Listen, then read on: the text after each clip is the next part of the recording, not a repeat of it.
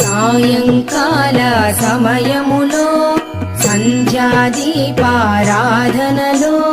వచ్చును తల్లి మహాలక్ష్మి, వచ్చును తల్లి వరలక్ష్మి.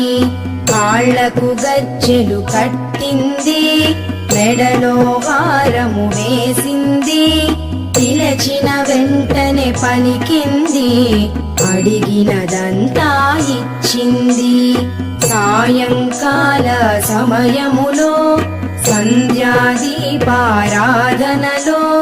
వచ్చును తల్లి మహాలక్ష్మి, వచ్చును తల్లి వరలక్ష్మి.